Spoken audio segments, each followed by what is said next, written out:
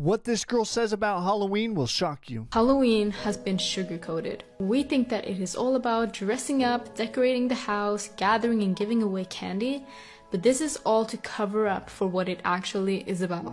The origins of Halloween is not good or pretty.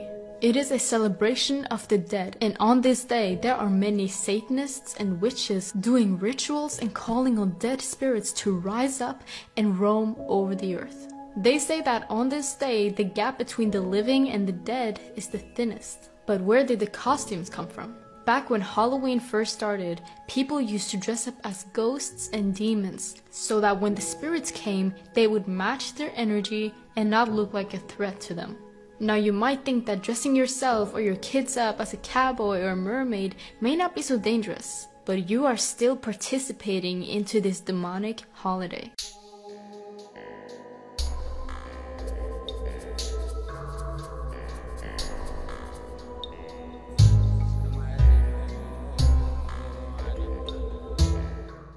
ሰላም ጤና ፍቅር በረከት ተመኘንላችሁ ወደ ቤተሰቦቻችን በእያላችሁበት የዓለም ዳርቻ ሁሉ እንደምን ቆያችሁን። በአዲስ አነጋጋሪ መረጃ እንዲሁም ደግሞ በጣም ከፍተኛ ድንጋጤን በእኔ በግሌ የፈጠረብኝ አንድ ጉዳይ ተከስቷል። ከነጩ ቤተ መንግስት አሜሪካ እስከ አዲስ አበባችን ኢትዮጵያ ምን ተከሰተ የሚለውን ከናንተ ጋር ልንፈትሸው ወደናል። አብራችሁን ስለምትሆኑ ከወዲሁ እናመሰግናለን። ሮማን ጸጋዬ ነኝ ከአክሱም ቲዩብ።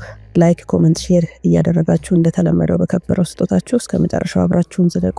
ሰናይ ቆይታ ይሁንላችሁ። ርዕሰ ጉዳዩን ትላንትና በጨረፍታ ነግሬያችሁ ነበረ። የሃሎዊን በዓል የሰይጣን አምልኮ በኢትዮጵያ ሊከበር እንደነበረ ጉድ እያሉ እንደነበረ ከዩኒቨርሲቲ እስከ ህፃናት ማቆያ ድረስ እዚህ ነገር ላይ ትኩረት አድርገው እየሰሩ እንደሆነ መረጃዎች እየደረሱኝ ነበረ። እንግዲህ ይሄ ነገር እውነት ሆኖ ትላንትናም ሲከበር ነበረ በእነሱ በፈረንጆቹ። ትላንት እንግዲህ ያው የሚከበርበት ቀናቸው ነው ማለት ነው። ሃሎዊን ግን የሰይጣን በዓል ነው። የእግዚአብሔርን ቁጣ የሚቀሰቅስ እግዚአብሔር የሚጸየፈውን ነገር ሰዎች እያደረጉ ነው። 98% የክርስቲያን ሀገር ናት በምትባለው በዚች በቅድስት ሀገር ምን ነክቷቸው እንደሆነ አላቅም። እንግዲህ ቤተሰብም አካባቢ ላይ ያሉ መምህራኖች ማህበረሰብ በአጠቃላይ ይሄን ነገር ማውገዝ እንዳለበት ነው ለኔ የሚሰማኝ። ያለብን እዳ ያለብን ነውርና ያለብን ኃጢያት በቂ ነው። አሁን ግን በግልጽ አጋንንት እየተመለከ ነው በኢትዮጵያ ምድር ማለት ነውና ይሄ ኦክቶበር 31 ላይ የሚከበረው ሃሎዊን በዓለም ዙሪያ ከአሜሪካ ነጩ ቤተ መንግስት ጀምሮ እስከ አዲስ አበባ ቦሌ ድረስ እንደተስፋፋ መረጃዎች ያሳያሉ። በጣም በርካቶችም በዚህ ጉዳይ ላይ ተደናግጠዋል። በኢትዮጵያ ውስጥ ደግሞ በኢንተርናሽናል ትምህርት ቤቶች፣ በሆቴሎች፣ በዩኒቨርሲቲዎች፣ በማህበራዊ ሚዲያ ላይ እየታየ ነው። ይሄ እንግዲህ በጣም እጅግ በጣም እኔ በግሌ በጣም ያስደነገጠኝ እንዲሁም በጣም ተስፋ የቆረጥኩበት ጊዜ ላይ ነው ያለው እኔ ማለት ነው። ምክንያቱም ይሄ ትውልድ እስከ ዛሬ ድረስ የነጮችን ጭንብል ያጠለቀን የራሳችንን ማንነት እየተውን የራሳችንን ኢትዮጵያ እየጣልን የነሱን እያነሳን እዚህ ድረስ እየመጣን ነበር። በተለይ ደግሞ በዘመናዊ ትምህርት በደንብ አድርገው እነሱ ብሬን ዋሽ ስላደረጉን ኢትዮጵያ ተረት፣ ኢትዮጵያ ውሸት፣ ኢትዮጵያ ደሃ፣ ኢትዮጵያ ማትረባ እንደሆነች ሁላችንም አሁን ላይ እየተናገርን ነው ያለነው። ለዚህም ደግሞ ዋጋ እንከፍላለን። ምክንያቱም የሰው ልጅ የዘራውን ያጭዳልና ዋጋ እንከፍላለን። አሁንም ዋጋ እየከፈልን ነው። እያያችሁ ነው አይደል?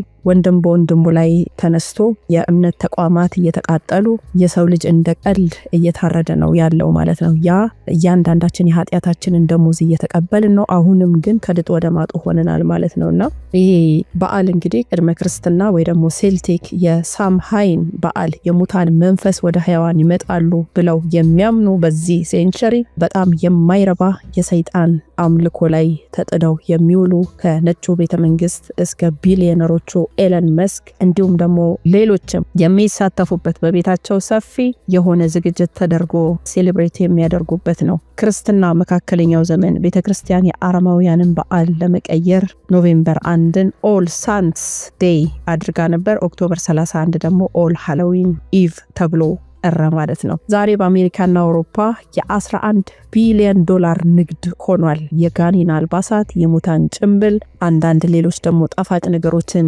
ለህፃናት ለወጣቶች እየሰጡ ማታለል፣ በየበሩ ላይ የተለያዩ ቅርጻ ቅርጾችን ማስቀመጥ።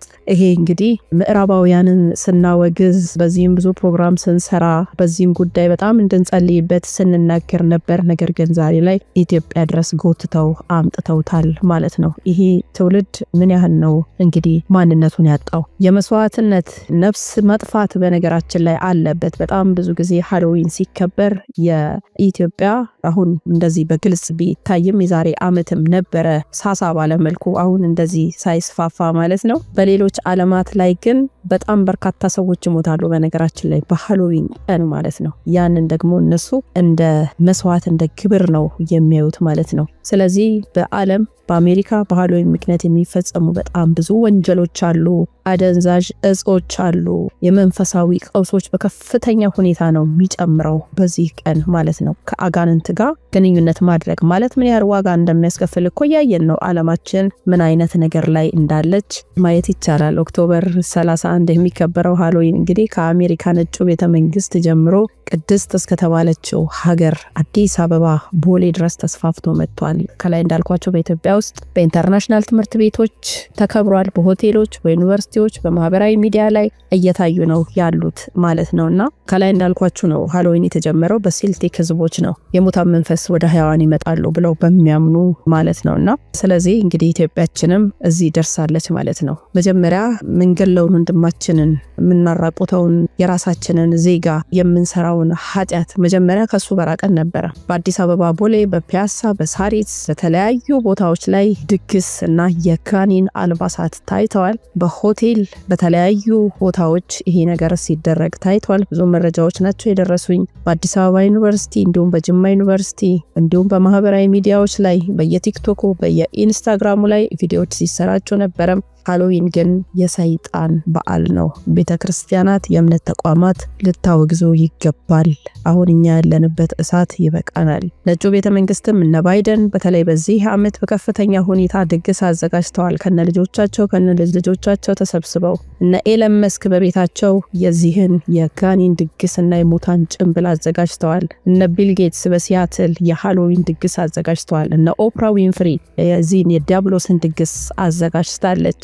እግዚአብሔር አምላክን ዘዳግም ምዕራፍ 18 ቁጥር 10 እስከ 12 ድረስ የሚለው መንፈስን መጥራት ድንቆላን መጠቀም ሁሉም በእግዚአብሔር የሚጠሉና እግዚአብሔር የሚጸየፋቸው ኃጢያቶች ናቸው። መዝሙር ምዕራፍ 106 ከቁጥር 37 እስከ 38 ልጆቻቸውን ለጋኒን መስዋዕት እንዳደረጉ ይናገራል። ኤፌሶን ምዕራፍ 5 ቁጥር 11 ላይ ከጨለማ ስራ ጋር አትቀመጡ ይለናል እግዚአብሔር። ዲያብሎስ የጨለማ ስራ ነው፣ የወደቀ ነው፣ የረከሰ ነው፣ የቆሸሸ ነው። አንደኛ ቆሮንቶስ ምዕራፍ 10 ቁጥር 20 ላይም እነዚህ አካላት በሙሉ የሚሰጡት ወይ ራሳቸውን የሚሰጡት ለጋኒን እንደሆነ ይነግረናል። ከ2000 በተለይ ደግሞ ከ2000 ጀምሮ ሞቶች በጣም በርክተዋል በሃሎዊን ላይ። አሁን በዚህ በ2025 መረጃው ባይኖረኝም ነገ ከነገ ወዲያ የሚወጣ ይሆናል። በጣም ከፍተኛ የሆነ ሞቶች አሉ ማለት ነው። በቃ ደም ይፈልጋል፣ መስዋዕት ይፈልጋል ዲያብሎስ ማለት ነውና ለመሆኑ እናንተስ በዚህ ጉዳይ ላይ ምን ተሰማችሁ? ውድ ቤተሰቦቻችን እኛ ምዕራባውያንን ስናወግዝ እነሱ ላይ ብዙ ጊዜያችንን እያጠፋን ነበር። እንደዚህ ተከሰተ፣ እንደዚህ ያደረጉ፣ ይሄ በጣም ከፍተኛ ስጋት እንደሆነ ለዓለማችን የተናገረን ነበር። ምንም እንኳን አሁን ላይ ቅድስት ሀገር ኢትዮጵያ ብለን ስንጠራ በርካቶች ቢሳለቁም እግዚአብሔር አምላክ ግን ወደ ቀደመ ክብሯ እንደሚመልሳት እኔ በግሌ እምነቴ ነውና ወደዚች ቅድስት ሀገር የሰይጣንን አምልኮ ማምጣት ማለት እንግዲህ ምን ያህል ኢትዮጵያውያን ስነ ልቦናቸው ሞራላቸው ምን ያህል መውደቁን ነው የሚያሳየው። ለኔ በግሌ የሚሰማኝ ይሄ ነው ማለት ነው። ምንም አልቀራቸውም እኮ አይደለ ነጮች ወደ ቤተሰቦቻችን እንዴት አድርገው ብሬን ዋሽ እንዳደረጉት እንዴት አድርገው ዘመናዊ ቀኝ ግዛት እንደገዙን እኮ ይሄ ማሳያ ነውና አስባችሁታል? በገዳማት አሁን ሰሞኑን እንኳን እየሞቱ ያሉ መነኮሳት ካህናት እንዴት እየተመቱ እንዳሉ ገዳማትን እንዴት እያመሰቃቀሉ እንዳሉ ከዛ ደግሞ ይሄንን የሰይጣን አምልኮ ወደዚህ እንዴት እንደመጣ ሁሉንም ብቻ አንድ በአንድ ልብ በሉ። የእውነት ነው የምላችሁ በጣም የመጨረሻ አስደንጋጭ ሁኔታ ላይ ነው ያለ ነው። ይሄንን ውርደት ሳያዩ ያለፉ እናት አባቶቻችን ቅድመ አያቶቻችን ምንኛ የታደሉ ናቸው እየተሰማኝ ያለው እንደዚህ ነው ማለት ነው እንደ መጽሐፍ ቅዱስ ቃል በጣም በርካታ ነገሮችን ማውጣት ይቻላል በኢትዮጵያ ይሄ ደግሞ በተለይ እምነት አላት በመትባል ቅድስት በተባለች ሀገር ይሄ ነገር እጅግ በጣም አሳፋሪ ነው 98% እምነት አላቸው ተብለው የሚታሰቡ ህዝቦች ይሄንን የአጋንንትን ለመሳብ የአጋንንትን አምልኮ ወደዚህ ማምጣት በተለይ ደግሞ አሁን ካለንበት ነባራዊ ሁኔታ አንፃር በጾም በጸሎት በንስሐ መትጋት ሲኖርብን በእንደዚህ አይነት ነገር ውስጥ ከድጥ ወደ ማጡ መሆን ረመጥ ላይ ቆመን እንደገና ደግሞ ወደ ገሃነም ራሳችንን ለመወርወር መዘጋጀታችን በጣም ነው የሚያሳፍረው ማለት ነው በተለይ ደግሞ ምንም የማያውቁ ህፃናት ላይ ይሄንን ነገር እየሰራችሁ ያላችሁ ምናልባት መምህራንም ሌሎች ታላላቅ የተባላችሁ ጠባቂዎች ማለት ነው ተጠያቂ ናችሁ እናንተ ለምታደርጉት ነገር እግዚአብሔር በሚጠይቅበት መንገድ ይጠይቃችኋል እርግጥ ነው ማንንም የፈለገውን ነገር ማምለክ መብቱ ነው እግዚአብሔርም ነፃ ፈቃድ ለሰው ልጆች ሰጥቷል ወደ እሳት ወይ ወደ ውሃጃችሁ መስደር ትችላላችሁ ግን ምንም የማያውቁ ወጣቶች ምንም የማያውቁ ግንዛቤ የሌላቸው በደንብ ደግሞ በዘመናዊ ትምህርት ብሬን ዋሽ የተደረጉ ወጣቶችና ህፃናት በእንደዚህ አይነት ሁኔታ ውስጥ እነሱን ማየት በጣም የሚያምነው በትክክል ሰይጣንን ያመለኩ አጋንንትን መሳብ ሙታኖች ይነሳሉ ብሎ የማይሆን ጸያፍ የሆነ ተረትን ለትውልድ መስጠት እርግጥ ነው ነገ ከነገ ወዲያ በነገራችን ላይ ትንታጊ ሆነ ወጣቶች ይፈጠራሉ እግዚአብሔር ኢትዮጵያን እንደዚህ እንደምታዩት እንደምታስቡት እንደዚህ ተንኮታኩቷ አይተዋትም ነገ ከነገ ወዲያ በእድሜም በአእምሮም ከፍ ስትሉ ነገ ዋጋ የምትከፍሉበት ጊዜ ይመጣል ነገ ትጠየቃላችሁ በእያንዳንዱ ነገር ማለት ነውና የምታደርጉት ነገር የምትሰሩት ነገር አሁን ካለንበት እሳት አንፃር ብቻም ሳይሆን እንደ ሰው እንደ ሃይማኖት እንዳለው ቅድስት እንደተባለች ሀገር ማህበረሰብን መምታት ሀገርን መምታት ምን ማለት እንደሆነ ሁሉም የዘራውን ያጭዳልና ሁሉም የዘራውን እንክርዳድ ማጨዶ አይቀርም ማለት ነው ቤተሰቦቻችንና ይሄ በኢትዮጵያ ውስጥ አሁን አንዳንዶች ሰይጣን አምላኪነትን ምናልባትም ለፖለቲካ ፍጆታ ተጠቅመውበት ሊሆን ይችላል እያሉ አንዳንድ መረጃዎችን እያየሁኝ ነበረ ማለት ነውና እርግጥ ነው ተጠቅመውበትም ሊሆን ይችላል ማንንም አያውቅም ያንን ግን አንድ ሰው ለራሱ ምን ያህል ክብር ባይኖረው ምን ያህል ቢዋረድ ነው ሰይጣንን ምዕራባውያንን ያወገዝን ምዕራባውያንን እየተጸየፈን ለነሱ እየጸለይን ራሱ ያንን ነገር የሚቀበለው ምን ያህል ለራሱ ክብር ባይኖረው ነው ምን ያህል ለሀገሩ ክብር ባይኖረው ነው ምን ያህል ሞራሉ ቢወድቅ ነው ብሎ ማሰብ ተገቢ ነው ሮሚ ምዕራፍ 16 ቁጥር 20 ላይ እንደሚለው እግዚአብሔር ደግሞ ሰይጣንን እንደሚበቀለው ይናገራል በፍቅር በአንድነት በመታገስ ነው መቆየት ያለብን በጾም በጸሎት በንስሐ በእንባ ነው መቆየት ያለብን እንጂ እንደዚህ አይነት ነገሮችን እያዘጋጀን በየቦታው ዳንኪራ መምታት ሰይጣን ደሞኛ ላይ እንዲሰለጥን ማድረግ እኔ በግሌ ተገቢ ነው ብዬ አላስብም ወደ ቤተሰቦቻችን ከላይ እንዳልኳችሁ ማንንም ሰው የፈለገውን ነገር ማምለክ ይችላል ነገር ግን ምንም የማያውቁ ህፃናት ላይ ምንም የማያውቁ ወጣቶች ላይ ነው ይሄ ነገር እየተሰራ ያለው የሃሎዊን በዓል ማለት ነውና በጣም ከፍተኛ የሆነ መንፈሳዊ ጥያቄ ሊነሳ ይገባል ልጅን በመትሄድበት መንገድ ምራው ይላል መጽሐፍ ቅዱስና ወላጆች በተለይ ዚናይ በንቃት ልትሰሩ ይገባል እንደው ምዕራቡ ዓለም ላይ ያሉ ኢትዮጵያውያን እኮ ወዴትን ልጆቻቸውን ይዘውን ብለው የሚያለቅሱ ይሄ ቀን ደግሞ መጣ ብለው ልጆቻቸውን የሚሸሽጉ አሁን ደግሞ ጭራሽ የዛሬ ዓመት ግዴታ ይደረጋል እየተባለ በጣም በርካቶች በማህበራዊ ሚዲያ አንዳንድ መረጃዎችን ሲልኩልኝ ነበር እነሱ መሃል እንኳን ይያሉ ጸልዩልን ከዚህ ነገር እንድንወጣ ይላሉ ግማሹ ደግሞ በእነሱ ዓለም ልጆቻቸው እንዳይጠለፉ ወደ ኢትዮጵያ ወደ ቤተሰቦቻቸው ልጆቻቸውን ልከው ነው የሚያሳድጉት በኢትዮጵያ ባህል በኢትዮጵያ ማንነት የሚያሳድጉት ወላጆችም አሉና ከነዛ ወላጆች መንፈሳዊ ቀናት ሊያድርብን ይገባል የእውነት ነው የምላችሁ ቤተሰቦቻችን እንግዲህ ከአዲስ አበባ እስከ ዋሽንግተን ዲሲ ከነጩ ቤተ መንግስት ደግሞ እስከ ኤለን መስክ ቤት ሃሎዊን በተለይ ደግሞ በክርስቲያን ሀገራት እንደዚህ የተስፋፋ መሆኑ በጣም ነው የሚያሳፍረው ማለት ነው በኢትዮጵያ እንዳልኳችሁ ከ98% በላይ ነው ክርስቲያን ሙስሊም እንደውም የሌላም እምነት ተከታዮች ያሉት ማለት ነውና እኔ እንጃ እንግዲህ እናንተ ምን እንደሚሰማችሁ ይሄንን ነገር እንዴት እንደምታወግዙት ከናንተ ፖይንት ኦፍ ቪው ደግሞ ምን ይመስላል የሚለውን ብትነግሩን ደስ ይለናል ውድ ቤተሰቦቻችን አብራችሁን ስለነበራችሁ እጅግ አድርገን እናመሰግናለን እግዚአብሔር አምላክ ኢትዮጵያን ይጠብቅልን በቸር ቆዩን